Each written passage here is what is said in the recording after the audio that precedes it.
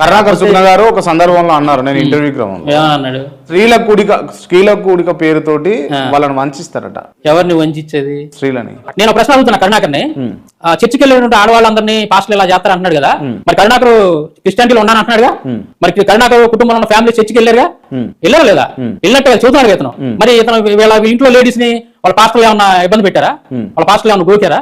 ఉంటే చెప్పమని, మరి అలాంటి డిస్ప్లే చెప్పండి. వాళ్ళ ఇంట్లో లేడీస్ లో చెప్పమని బయటకు వచ్చి లేనిపోయిన అబద్ధాలు పాస్టర్ల మీద మాట్లాడొచ్చా? నేనేం తప్పు మాట్లాడాను?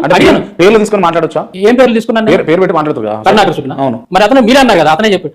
లాజికల్ గా అడుగుతున్నా, ఆ సంఘటన సంబంధించి మీరు చెప్పినటువంటి మాట అండి. ఇప్పుడు చర్చికి వెళ్ళి ఆడవాళ్ళని పాస్టర్లు ఏదో చేస్తున్నారు అంటున్నాడు కదా, నువ్వు ఏ ఆధారంతో చదువుతున్నావు అంటే, ఇప్పుడు నువ్వు చర్చికి వెళ్ళిన గతాలని చదువుతున్నావు అంటే, మీ ఇంట్లో లేడీస్ కూడా వెళ్ళారు చర్చికి, మరి మీ ఇంట్లో లేడీస్ ఎవరైనా పాస్టర్లు ఏమైనా చేశారా?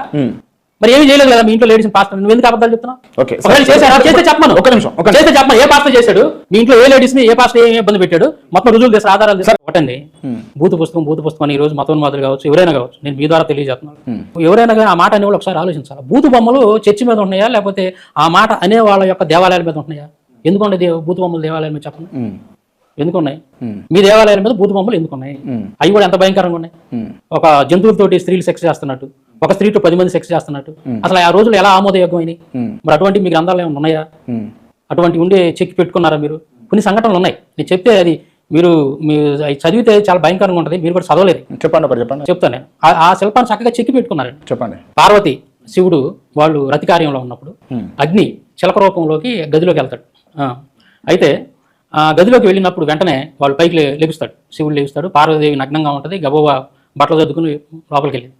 అప్పుడు ఈ శివుడు ఏమంటాడంటే, నేను పార్వతీదేవితో రతి క్రీడలో ఉండగా నువ్వు వచ్చి డిస్టర్బ్ చేసావు, నేను సగం వీర్యాన్ని ఆమె వేణులో వదిలాను, ఇంకా సగం ఉంది, అది నువ్వు తాగాలి, అది వేస్ట్గా పోవడం లేదని చెప్పేసి అగ్నికి వీర్యాన్ని తాగుతాడు.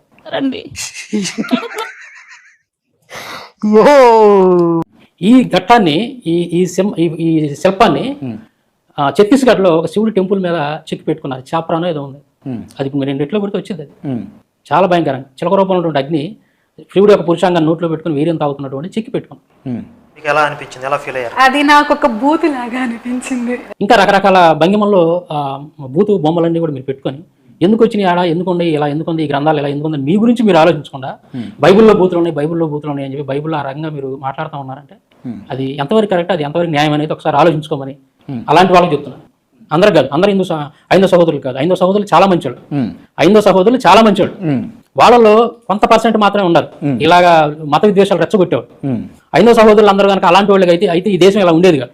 చాలా మంది సహోదరులు ఉన్నారు, క్రైస్తవులు అంటే గౌరవించేవాళ్ళు ఉన్నారు, వాళ్ళని ప్రేమగా చూసేవాళ్ళు ఉన్నారు, ముస్లిమ్స్ కానీ క్రైస్తవులు కానీ వాళ్ళందరితో కలిసిమెలిసి ఉండేవాళ్ళు ఉన్నారు.